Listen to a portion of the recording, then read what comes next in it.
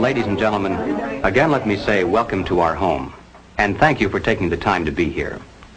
I'm well aware that whether you're here in person or through the medium of motion picture, that for most of you, it's not easy to fit meetings of this kind into your schedules. But the fact that you are here indicates that you do have an interest in the subject, and that means there's a tremendous obligation on my part to develop that subject with the kind of usable information that will make it worth your while. So in order not to waste any of your time, let's dispense with the usual preliminaries and get right down to the business at hand. The title of this presentation is More Deadly Than War, but the subject matter itself is revolution. We're going to examine in quite a bit of detail the communist theory and practice of revolution, particularly as applied to the United States. Now, this will not be something dreamed up out of thin air. This will be the strategy as taught by them and advocated by them in their own manuals, in their textbooks, and in their schools. Now, the organization of this material will lead to three rather startling conclusions. The first is that the communist program for revolution in America is divided into two phases, violent and nonviolent.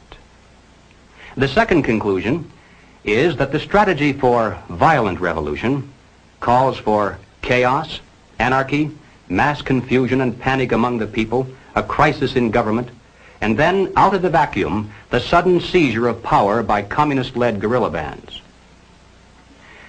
The third conclusion is that the nonviolent phase of revolution actually is more important to the communists and more potentially dangerous to us. Now, the strategy for this phase calls for the gradual transition of our government into a communist regime, done peacefully and legally, but under the banner of socialism. This, then, is the outline of the material that lies ahead. So, let's start right at the beginning with conclusion number one, which is that the communist program for revolution in America is divided into two phases, violent and nonviolent. Now, a good place to begin is with this communist booklet entitled On the Nature of Revolution, the Marxist Theory of Social Change. It was written by Herbert Aptheker, one of the leading theoreticians of the Communist Party in this country. And on page 11, Aptheker says, "The equating of violence with the nature and process of revolution is not correct. Violence may or may not appear in such a process, and its presence or absence is not a determining feature of the definition." Now, this comes as quite a surprise to many of us because for years we've been used to thinking of communist revolutions only as those which involve the overthrow of governments by force and violence. Now, that entire phrase has been written and spoken so often as a single concept that many of us haven't even considered the possibility that the communists might have another approach to their goal, that they might overthrow the government without force and violence, that they might in fact plan to come to power through means that properly could be called peace and politics.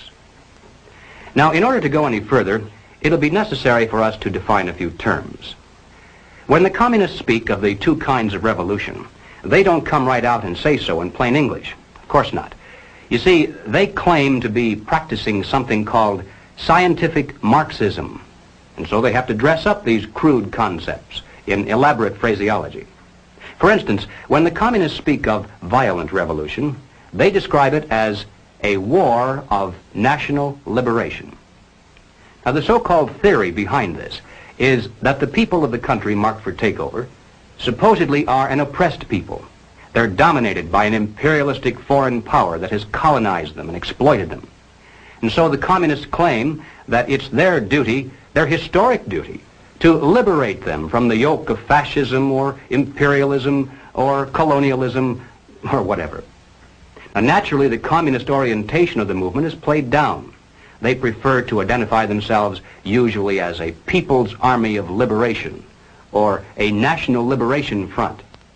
Of course, this is the kind of guerrilla warfare we've seen used in China, Algeria, Cuba, South Vietnam, and many other places around the world. But there are other phrases also used to describe the same process. Occasionally, they'll refer to this violent type of revolution as an anti-imperialist war or an anti-colonialist war. But they all equal the same thing. Wars of national liberation, anti-imperialist wars, and anti-colonialist wars are all phrases used to describe that aspect of communist revolution aimed at overthrowing the government by means of force and violence. To describe their nonviolent revolution, the communists most often use the term Proletarian Revolution, but they also refer to it as the socialist revolution and sometimes as the anti-monopoly struggle. But here again, they all add up to the same thing. The Proletarian Revolution, the socialist revolution, and the anti-monopoly struggle are all merely different ways in which the communists describe their strategy for overthrowing the government through non-violent means. Well, all right, having defined some of the key phrases, we can return now to the communist literature and be able to understand what they mean when they use these words. Now, in 1960, the representatives from communist parties all over the world gathered in Moscow and issued a joint declaration which included this statement: "Our time, whose main content is the transition of capitalism to socialism, is a time of socialist revolutions and national liberation revolutions."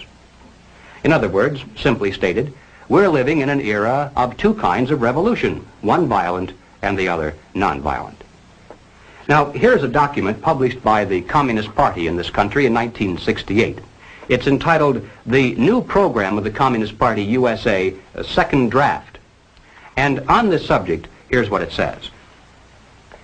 Contemporary revolutions bear two distinctive marks. They are socialist, they are anti-imperialist.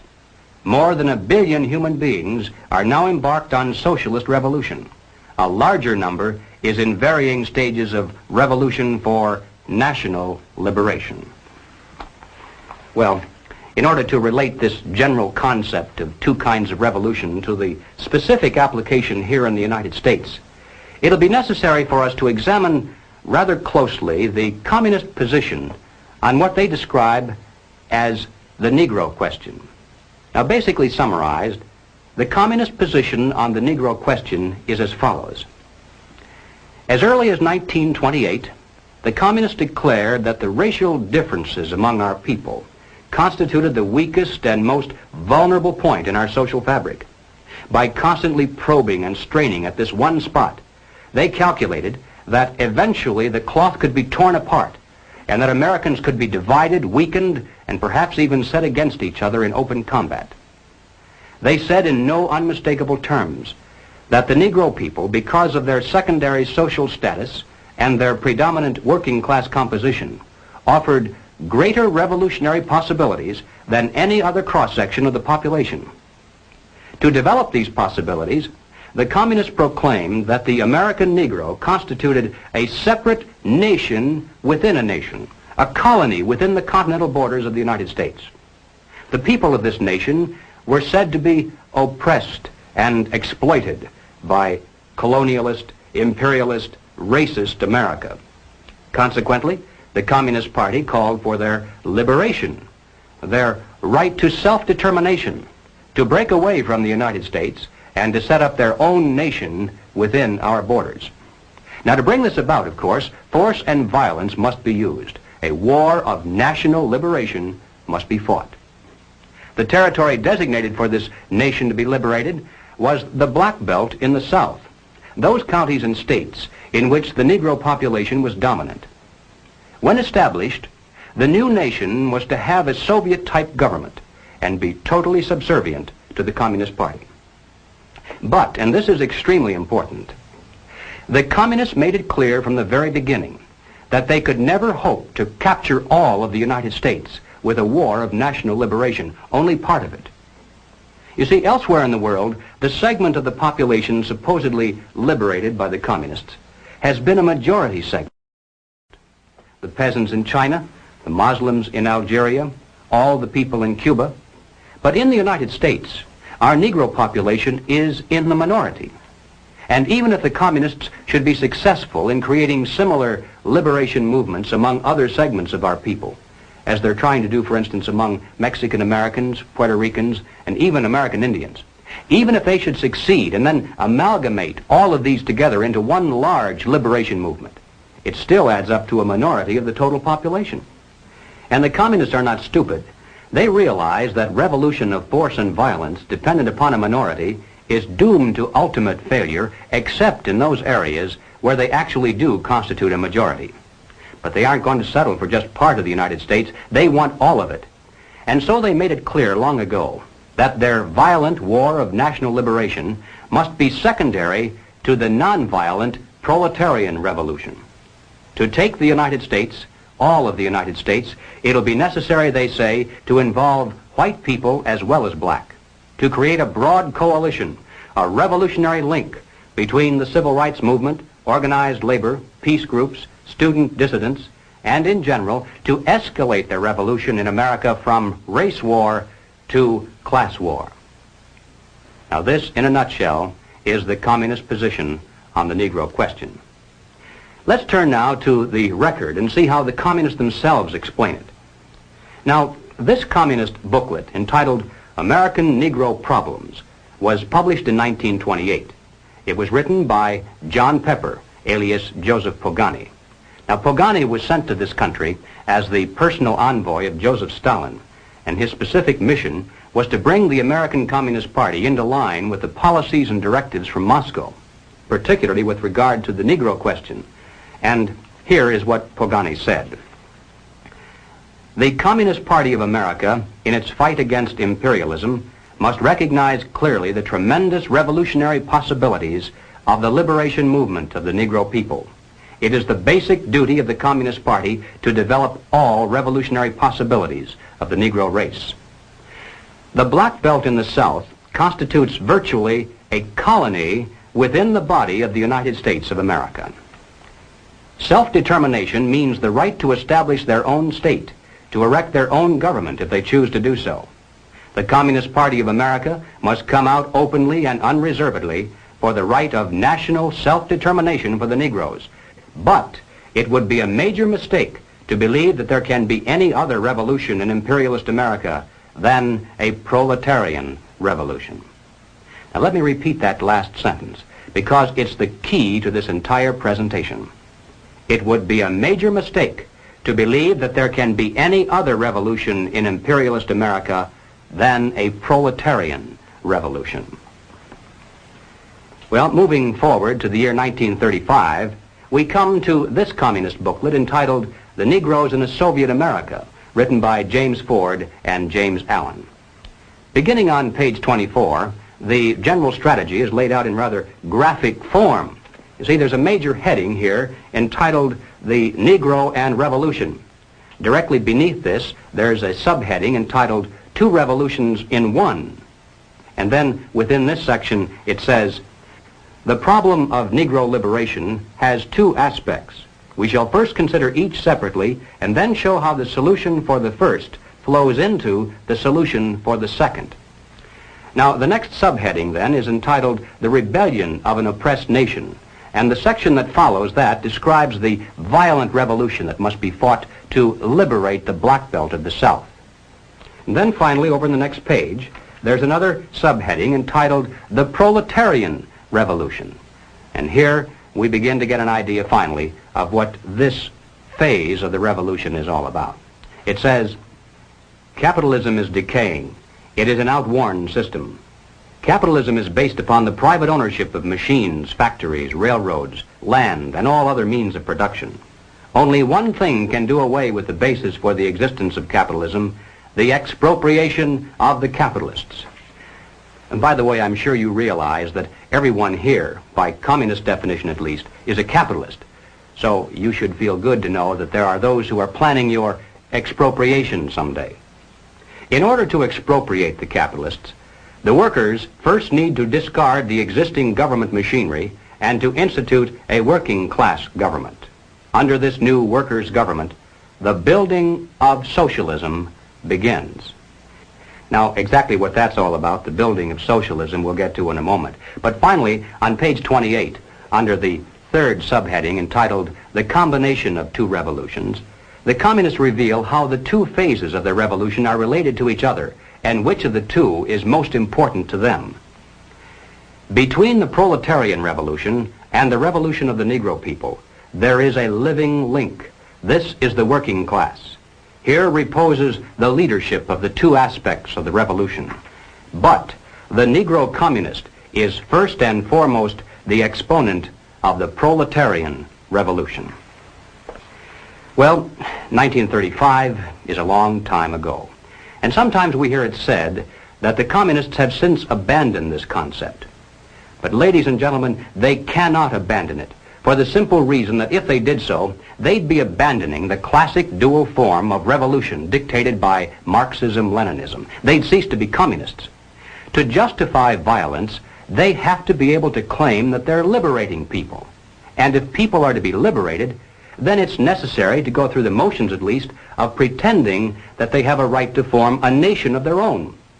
And so the communist position on the Negro question today is no different than it was back in 1928.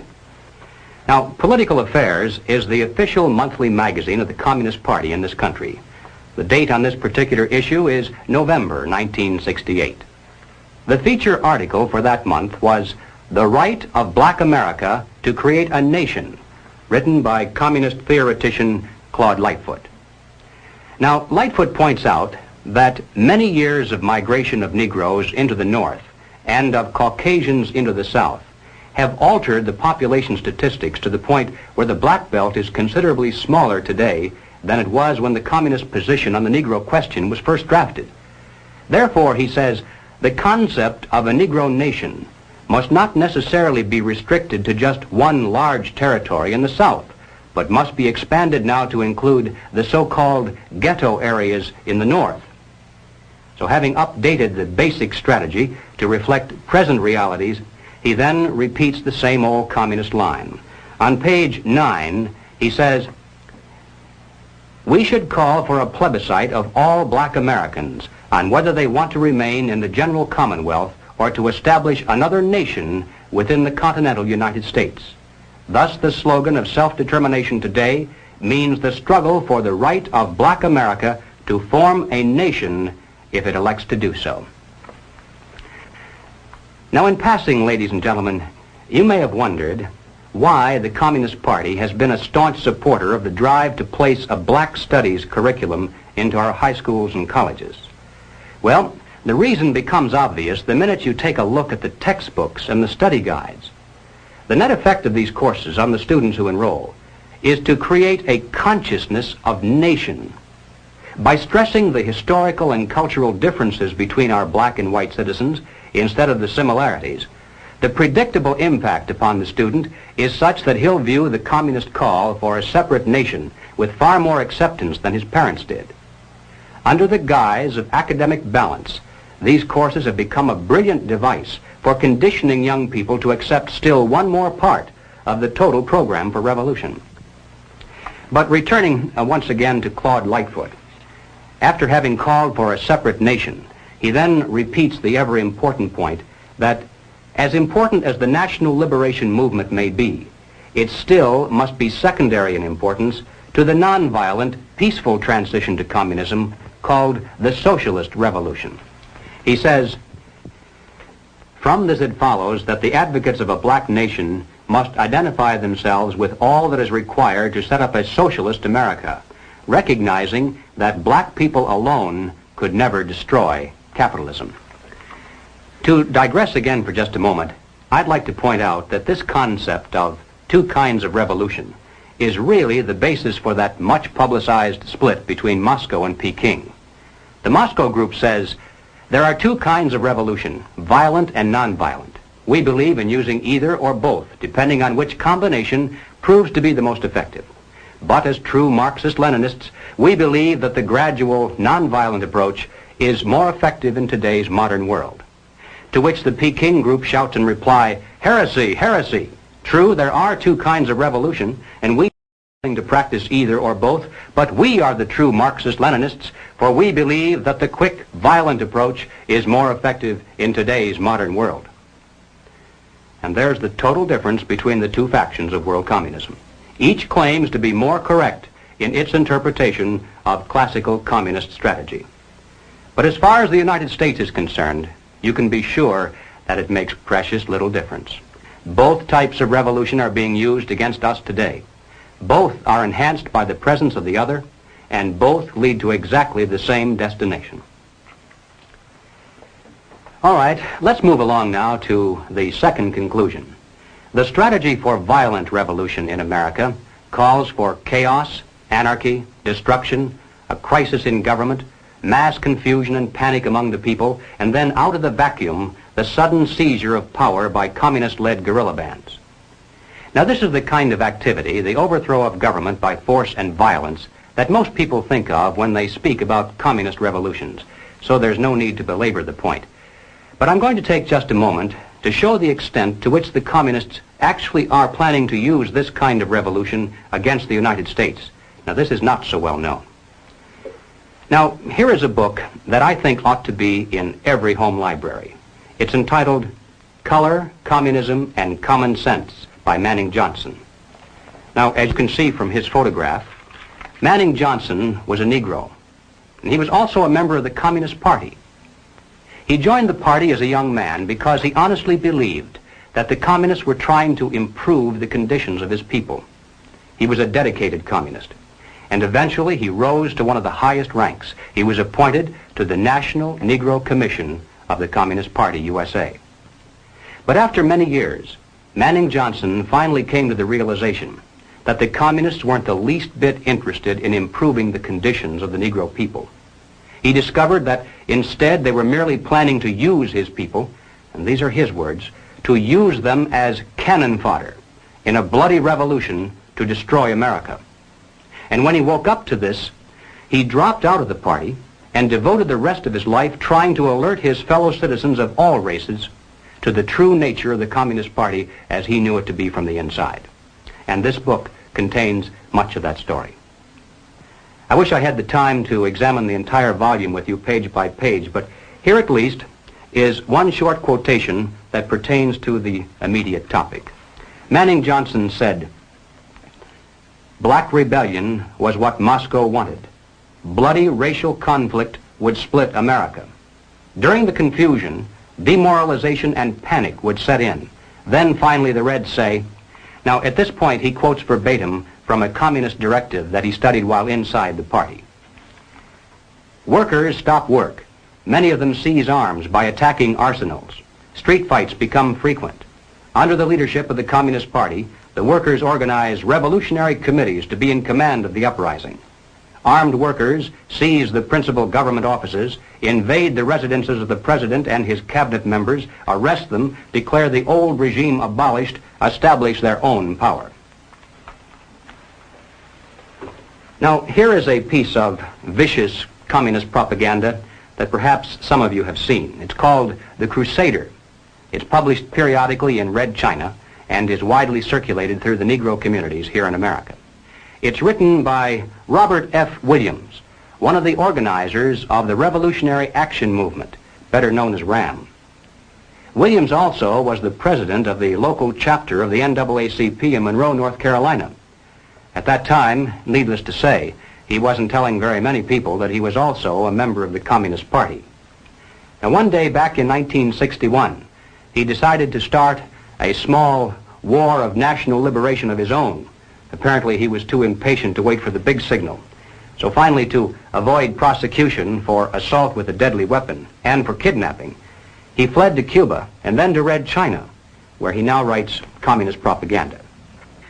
One other thing you should know about Robert Williams is that recently he was elected by members of SNCC, CORE, RAM, the NAACP, and similar groups as the president in exile of something called the Republic of New Africa. Following the communist line in every detail, these men claim that they're the representatives of a new government and a new nation within the continental borders of the United States. They issued a demand to the State Department that a large segment of land be turned over to them as their rightful territory. The proclamation said that they're now prepared to negotiate in good faith the peaceful transfer to them of the southern portion of the United States. The implication being, of course, that if they don't get it peacefully, then they'll just have to take it by force and violence. Already, the Republic of New Africa has established a central headquarters in Mississippi, and its leaders in the north are actively recruiting a Black Panther guerrilla force and what they call a Revolutionary Freedom Corps, the RFC, from among black militant students to act as organizers and to set up local provisional governments, as they call them, in the so-called ghetto areas. But the reason I've mentioned all this is merely to introduce properly one Robert F. Williams, the president in exile of this Republic of New Africa and the author of The Crusader. Now here is what Robert Williams says. The lifeblood of U.S. capitalism is its productive capacity and its extensive commerce. If these two factors were to become paralyzed and rendered sterile, the orderly function of the government establishment would degenerate into a state of chaos, and the superstructure of the system would collapse. The more automated a society is, the more vulnerable it is to forces of calamity. What would highly mechanized America be without electrical power? What would it be without modern transportation? What would it be without its industrial capacity? And then, having asked these questions, Robert Williams proceeds to explain in minute detail exactly how to manufacture the devices that can be used by a mere handful of people to ensure that highly automated America will lose its electrical power, its modern transportation, and its industrial capacity.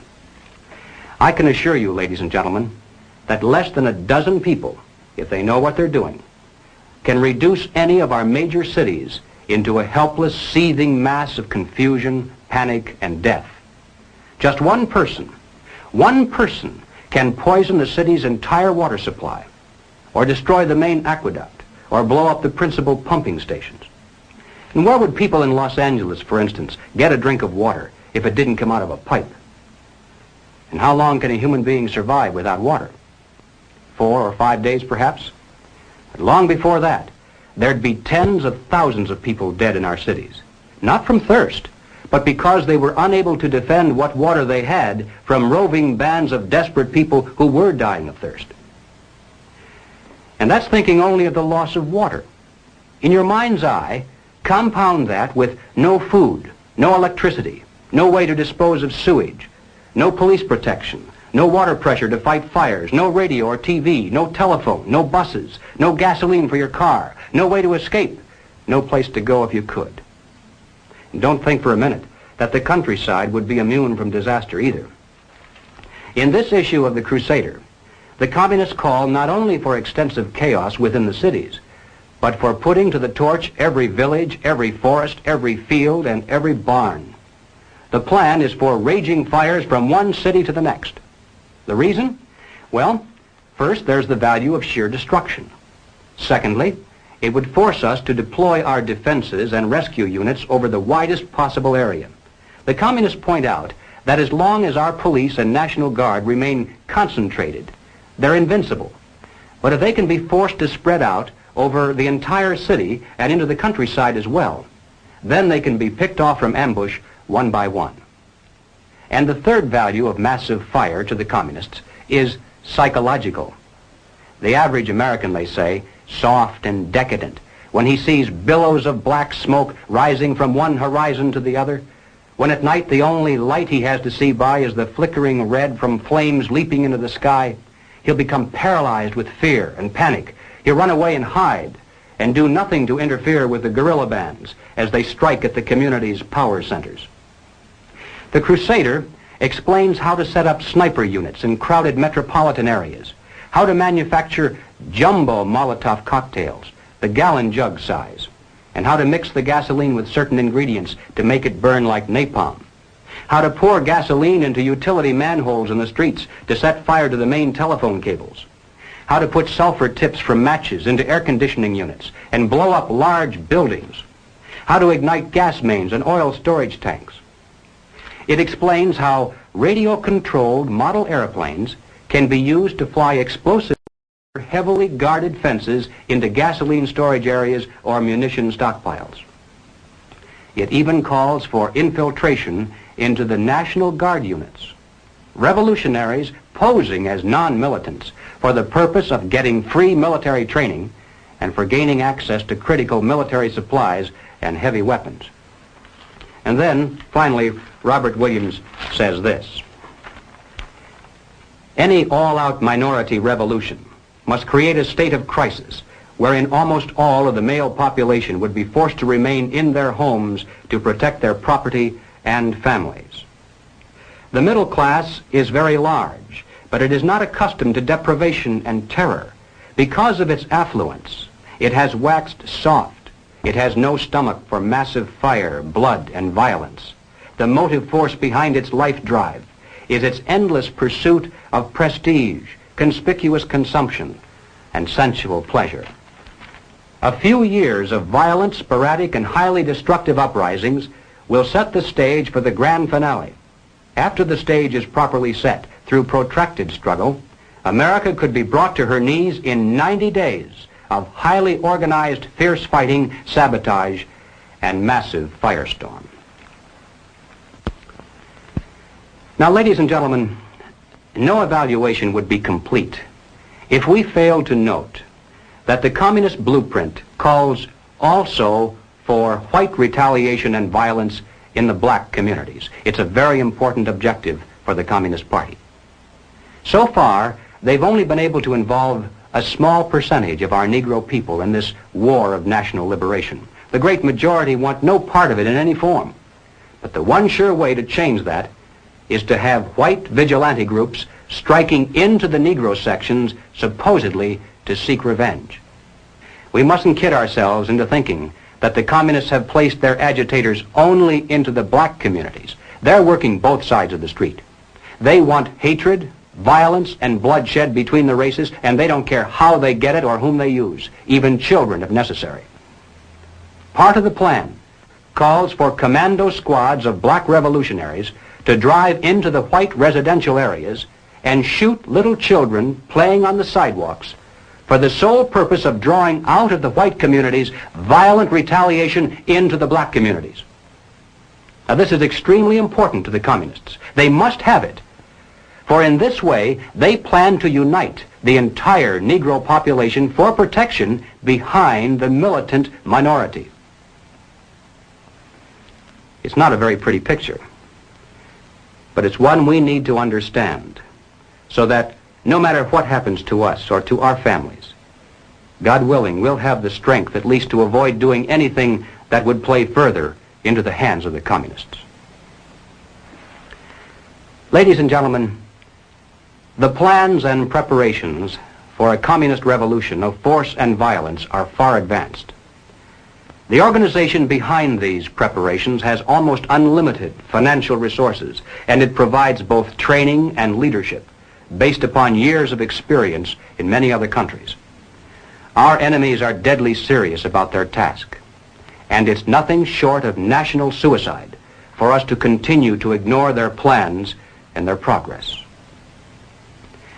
Well, all right, having said this, now I'm going to qualify it somewhat by turning to conclusion number 3. As important as the strategy for violent revolution is, and it certainly cannot be overstressed, nevertheless, the strategy for nonviolent revolution is even more important to the communists and more potentially fatal to us. So let's turn next to that part of the total picture. Ladies and gentlemen, as pointed out previously, the communists can never hope to come to power over the entire United States through a so-called war of national liberation of a minority population. They can capture a large portion of it, and they can create an awful lot of chaos and destruction everywhere else. But to take the country as a whole will require an entirely different approach. The violent revolution becomes of primary value to the communists to the extent to which it can be used to condition the masses psychologically to accept the nonviolent revolution, which is offered supposedly as the only alternative. Hoping to avoid further violence and bloodshed, the public is to be pressured into accepting measures that will move the country gradually and legally toward communism, but without calling it that. The strategy of the Proletarian Revolution calls for the quiet conversion of our government into a communist regime, but under the banner of socialism. Well, what is socialism? All right, let's define it. According to the dictionary, socialism is a political concept based upon the principle of government ownership and control of property, the means of production, and the avenues of commerce. But the important thing, as far as this presentation is concerned, is how do the communists define it?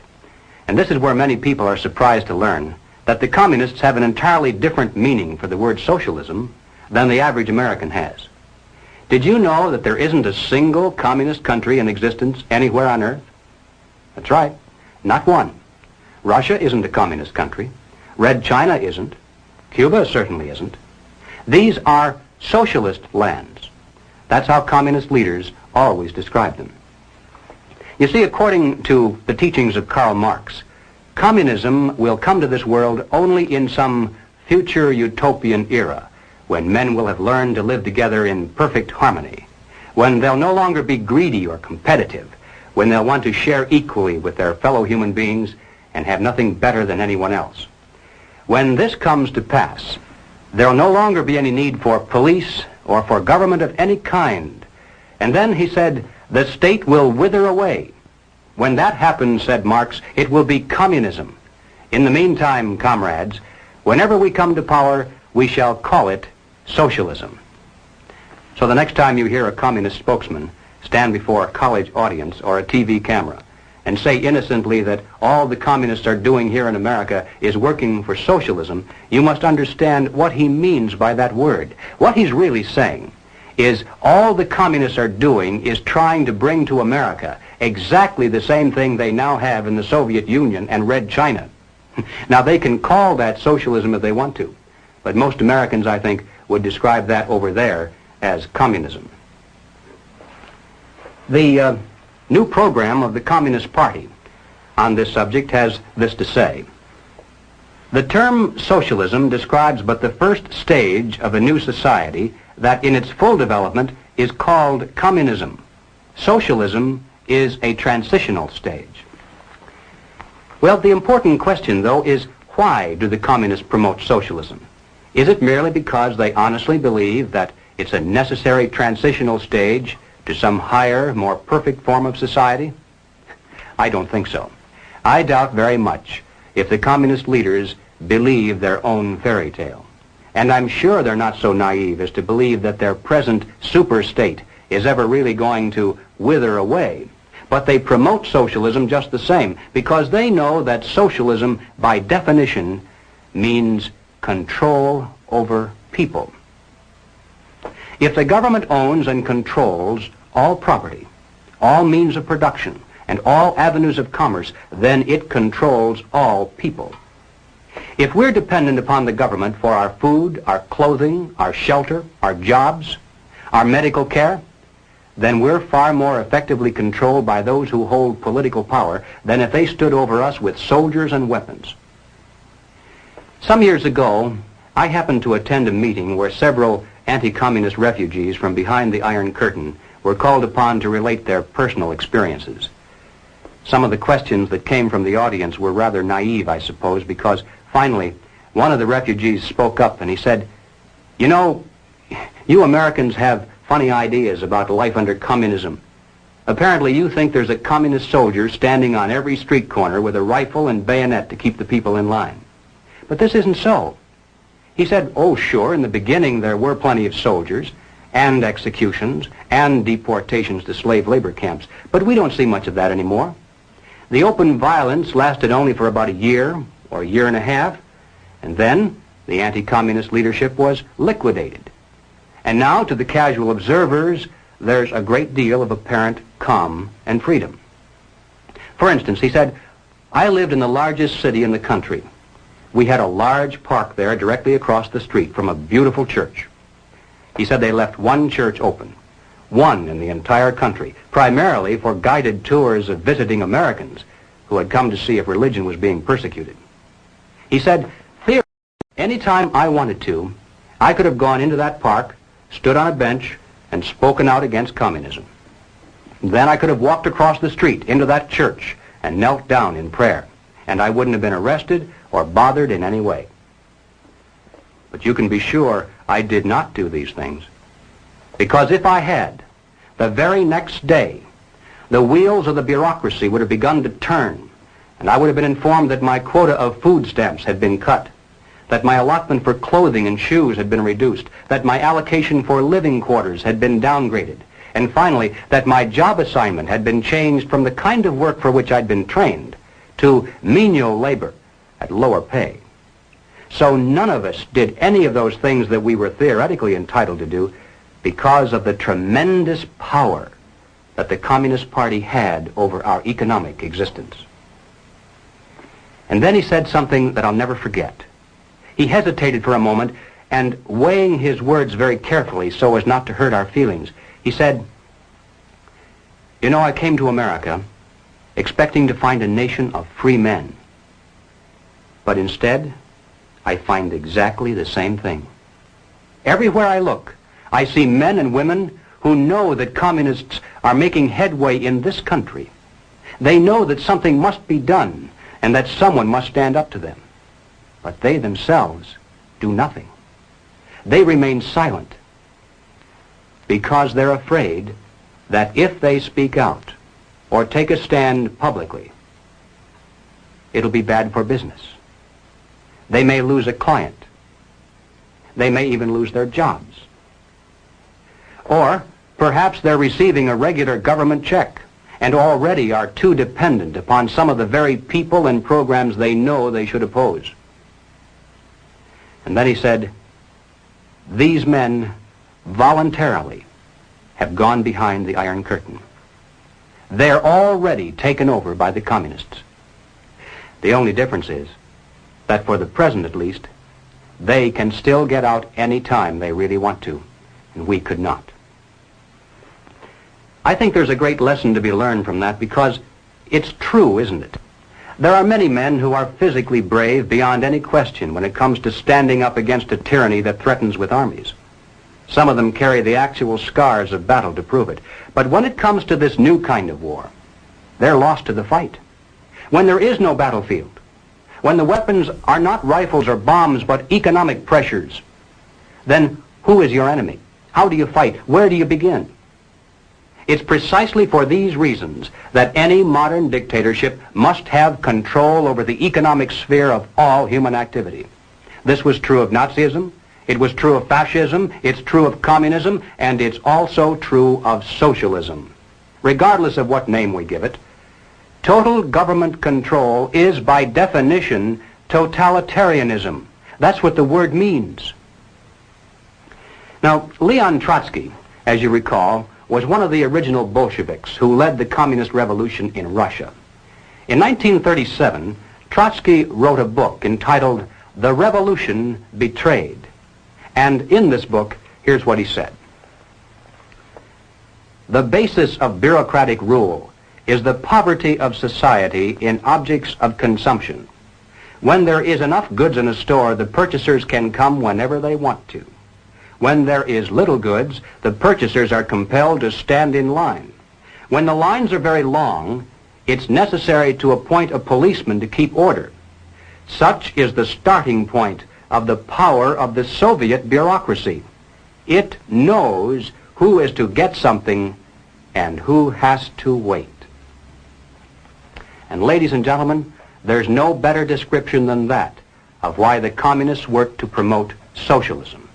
No matter whose definition you use, under socialism, those who run the government, and the communists are confident that in America they eventually will be the ones who do so, those who run the government will know who is to get something and who has to wait, and that represents control over human beings.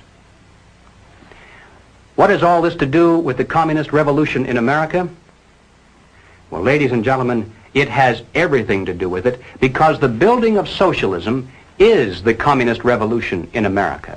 It represents the process whereby our country can be moved gradually toward communism without the people even being aware of it. No matter what grievance we may have, real or imagined, no matter what national problems we may face, the communists seize upon these as excuses to build socialism. They have one and only one solution for all problems: more government, and then more and more until it's total government. And forgive me for saying it one more time, total government is communism. Again, let's turn to the record. Shortly after the Watts riot in 1965, the Communist Party brought out this pamphlet entitled The Watts Upsurge, a Communist Appraisal. And here is what it said. The challenge of the Watts explosion can be met only by a truly massive program, a vast increase in the investments in the War Against Poverty program. What is called for is not only a total economic opportunity program for wiping out unemployment and for proper job training, but a program for the total reconstruction of the area. Now, the People's World, the official West Coast newspaper of the Communist Party, in its August 28, 1965 issue, ran this rather interesting editorial. What is needed now is an effort that begins to approximate the magnitude of the problem. As a minimum, such a program should demand massive emergency action by the federal government. Well then, 6 months later, after this particular article, the Communist Party came out with this. It's called The New Program of the Communist Party, but this was the first draft, published in 1966. And here's what it said. We favor full use of federal powers to achieve these objectives. Now, as I read this, listen carefully to see if it doesn't sound familiar, perhaps like something you've heard from more respectable sources. Government assumption of responsibility for assuring a guaranteed annual wage. Complete cradle-to-the-grave social insurance coverage, including all medical care. Equal educational opportunities for all, with acceptance of the principle of student stipends. A national reconstruction plan to end ghettos and slums and provide the nation with a modern rapid transit system operated as a public service. And passage of a National Youth Act that will ensure education, vocational training, and employment at decent wages for the younger generation. Does that sound familiar?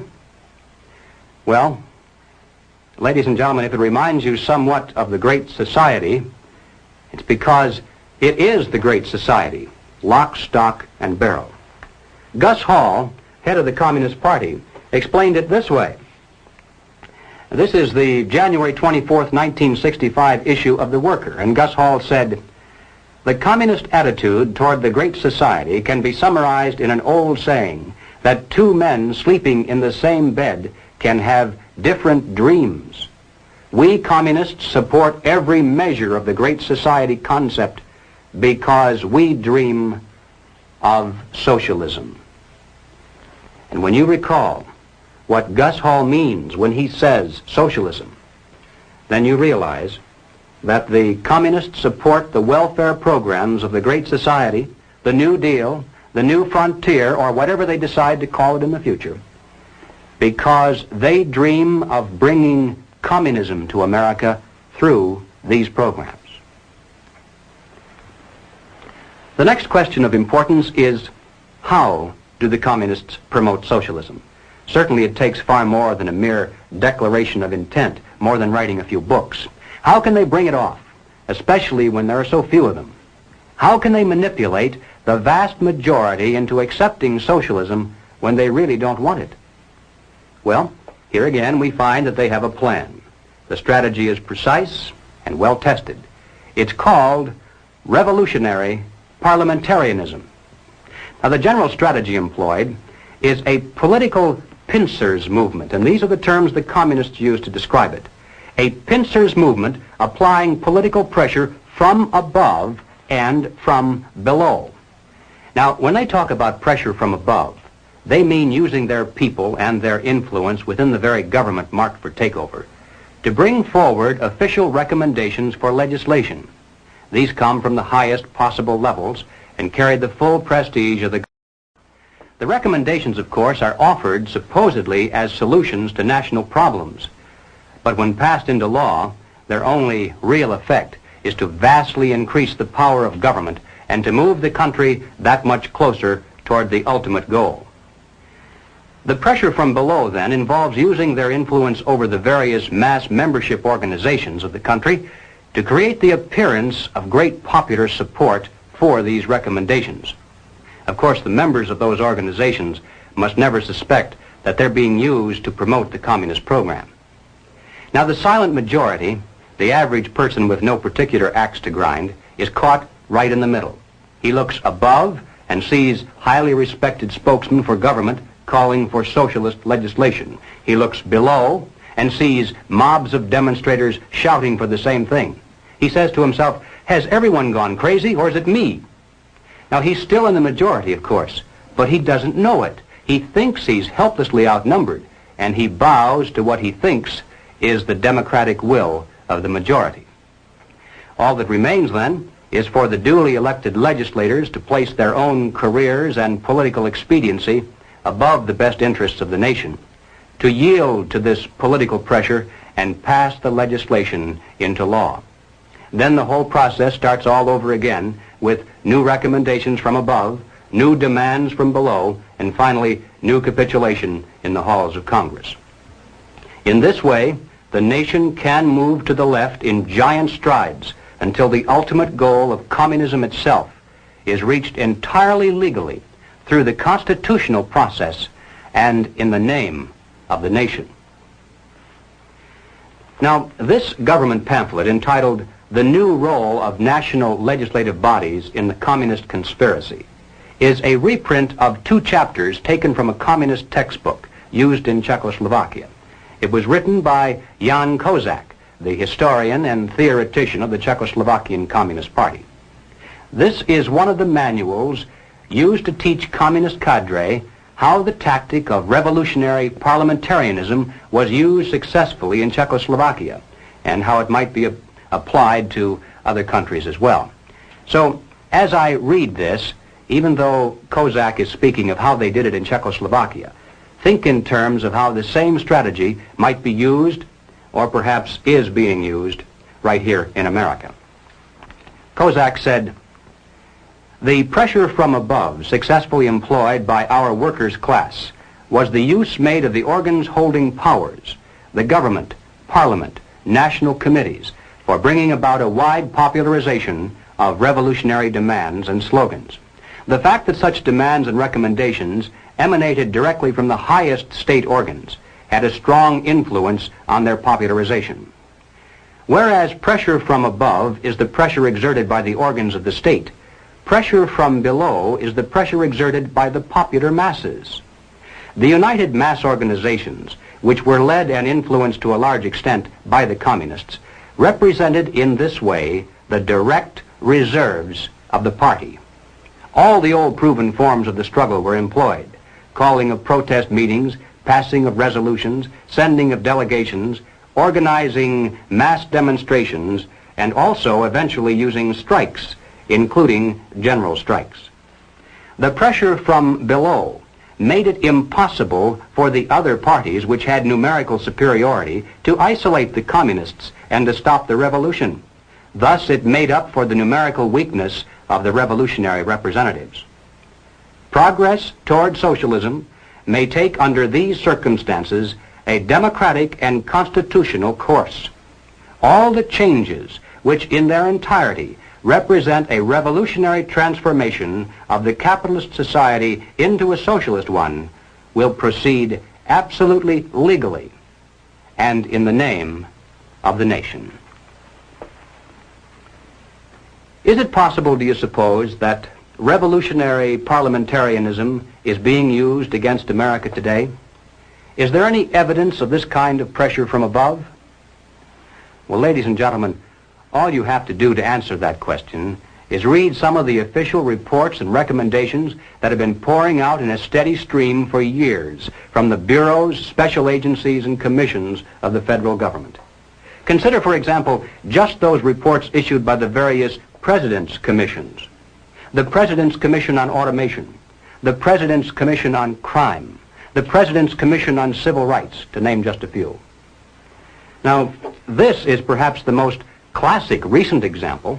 It's the report of the President's National Advisory Commission on Civil Disorders, better known as the Kerner Report, released to the public in March of 1968. Have you read this? It's incredible. The list of recommendations supposedly to remove the causes of civil disorders in America reads almost identical to the new program of the Communist Party. And that's not much of an exaggeration either. It calls for the vast expansion of all welfare programs and agencies. It suggests absorbing all city, county, and state welfare programs into one gigantic federal welfare program. And why have state socialism when you can have national socialism? It calls for a government-guaranteed minimum wage. It calls for federal financing and control of every conceivable sphere of human activity: education, housing, transportation, even insurance policies. It calls for strict gun control laws and even recommends the creation of a national police force. Well, naturally, it doesn't call it that by name. It refers to it as the National Law Enforcement Center. But there's no doubt as to what its ultimate form will be, especially since it's to operate in conjunction with the Defense Department. But the most incredible thing about this report, I think, is not the list of recommendations. That's almost expected from groups of this kind nowadays. The real shocker lies in its findings, the discoveries it made. Here was a body of men, highly respected, with the prestige and financial resources of the federal government at their disposal. Their task was to uncover all of the causes of civil disorders in our land, and to do so impartially with favor or malice to no one, let the chips fall where they may. Now, would you suppose that the Communist Party played some tiny, microscopic role in the riots, the campus disorders, the assaults against police? Well, you're mistaken. Just because the leaders of these revolutionary movements carry the Viet Cong flag, pay homage to Che Guevara, travel frequently to Moscow and Peking, preach against capitalism, promote the building of socialism, follow the communist line without deviation, and move in perfect unison in every major city, that doesn't prove anything. According to the Kerner Report, the communists are playing absolutely no role at all in civil disorders. Look it up in the index. Here's a book with over 600 pages of fine print dealing with all of the causes of civil turmoil. And the words communism or communist aren't found even once. Not even to say that they looked into it and found it not to be an important factor, which is the expected cliche today. Apparently, the internal threat of communism is no longer even worth looking into. But what about the other half of the pincers? Is there any evidence of pressure from below? Well, consider the nature of such things as the mass action tactics of the Selma March of 1965, the various peace marches and civil rights marches held in almost every major city in the intervening years, the Poor People's Campaign and Resurrection City. What are these?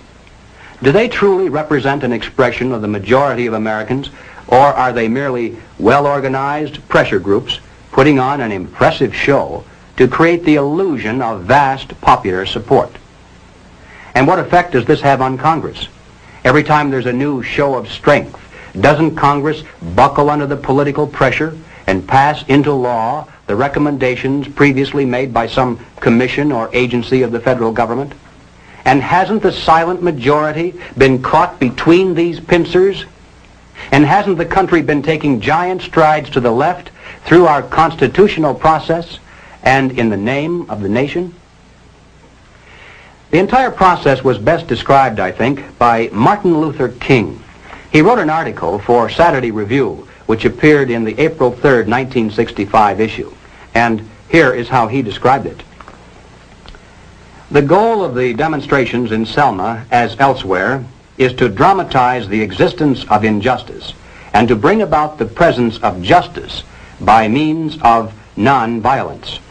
Long years of experience indicate to us that Negroes can achieve this goal when four things occur. 1. Nonviolent demonstrators go into the streets to exercise their constitutional rights. 2. Racists resist by unleashing violence against them. 3. Americans of conscience, in the name of decency, demand federal intervention and legislation. And 4. The administration, under mass pressure, initiates measures of immediate intervention and remedial legislation. And that, ladies and gentlemen, is a perfect description of how pressure from below is being used in America today to further the nonviolent proletarian revolution. You know, it always bothers me when I have to agree with the communists.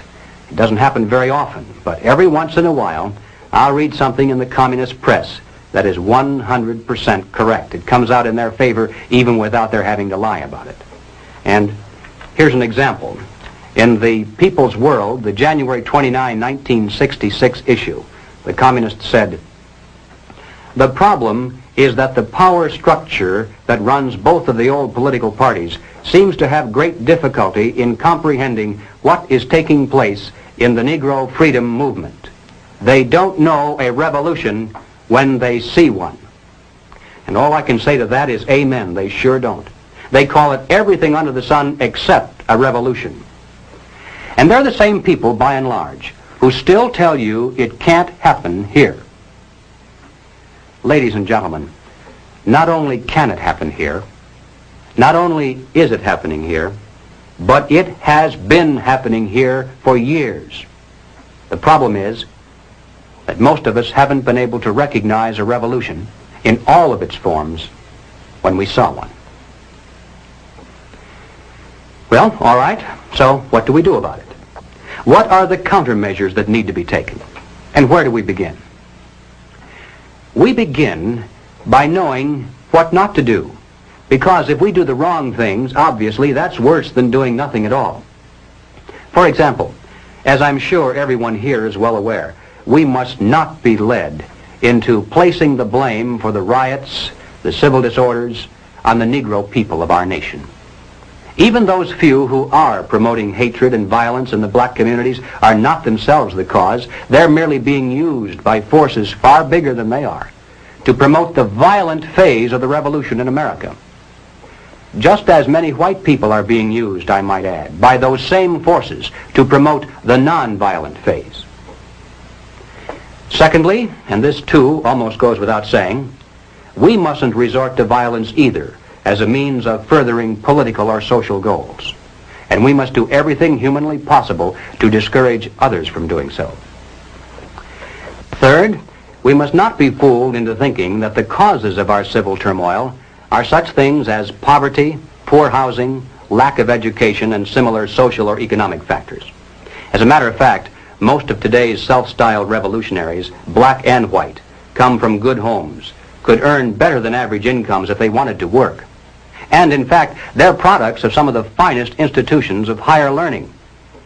We shouldn't be indifferent to the social and economic conditions of those in need, and we should do all we can within the concepts of economic and political freedom to improve those conditions. But let's not kid ourselves into thinking that these are the causes of our national problems today. Fourth, we must not look to the expansion of government and government programs as the solution. As I hope I've made it clear by now, this is exactly what the communists want us to do, because it's the very process whereby they hope to come to power in this country through nonviolent means. These are the things we must not do. What then does that leave on the positive side? Well, first of all, and perhaps most obvious of all, we must support our local police. But that means a lot more than just putting a bumper sticker on the car. It means taking an active interest in civic affairs to ensure that the police aren't saddled with so-called civilian review boards. Nothing can be quite so damaging to police morale and efficiency as converting every arrest into a trial of the policeman instead of the criminal. To support your local police also means making sure they remain independent of control from Washington. And don't forget, whatever the federal government finances today, it shall control tomorrow. Next on the list, we must recapture the American faith in the free enterprise system. Capitalism has become almost a dirty word in some places, mainly because its defenders were busy enjoying the fruits of capitalism, while its enemies were busy writing books and giving lectures. Consequently, capitalism has retreated steadily before the onslaught of socialism, and now is struggling for its very existence. Young and old, we must become students again, and study the theories of Madison and Jefferson, Bastiat and von Mises, just as intently as our enemies pursue the pages of Marx and Lenin, Galbraith and Keynes. Not only must we become grounded in theory, but we must become advocates and spokesmen as well. We must know what we stand for as well as what we oppose. Next, and this is probably the most difficult task of all, we must carry this message regarding the dual nature of communist revolution to our friends, our neighbors, our business associates, and everyone who will listen. Now this is hard by and large because people don't want to hear it. It's bad news. It spoils, makes the parties possible. And that means accepting our personal responsibility to do everything we humanly can do to carry the truth about civil turmoil to every man, woman, and child in America.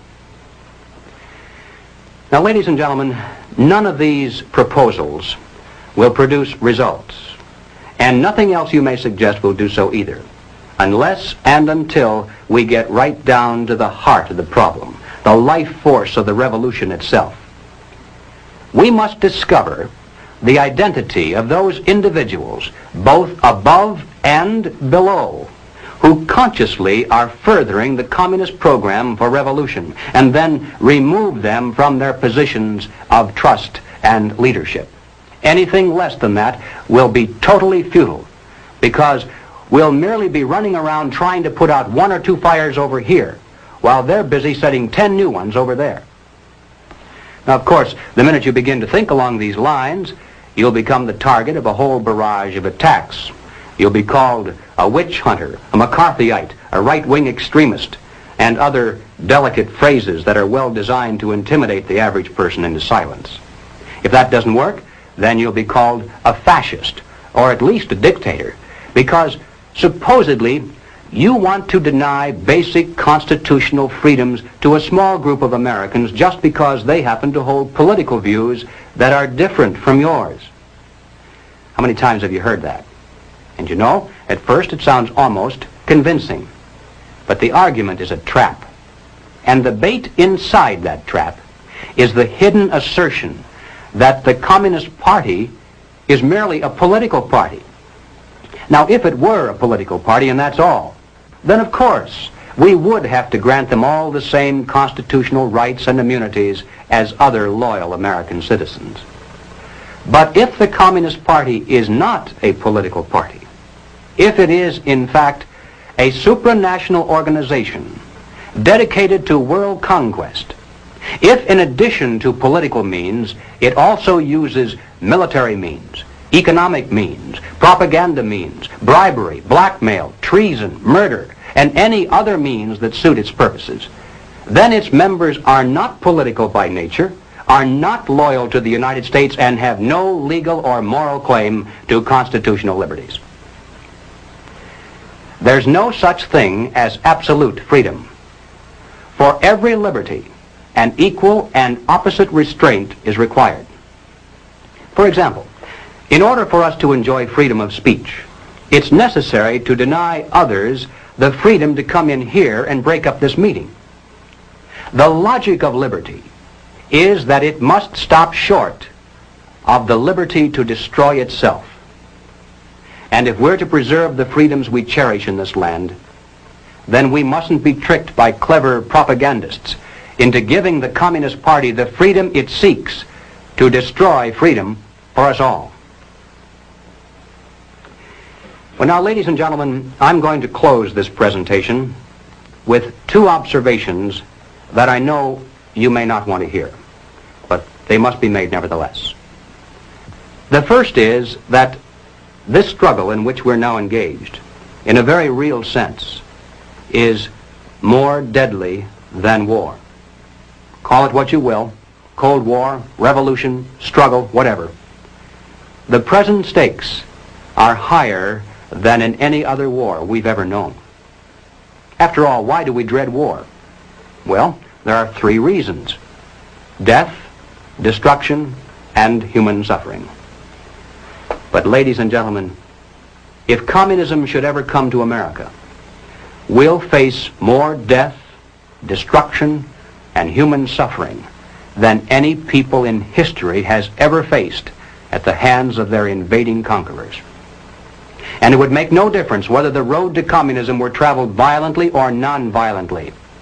The so-called expropriation of the capitalists that would lie at the end of that road would constitute one of the greatest bloodbaths of history. Now, the second observation is related to the first. It is simply that we have now passed the point of painless solutions and parlor patriotism. There was a time, and not too long ago, I think, when we could have pulled ourselves out of this without too great a sacrifice on the part of anyone.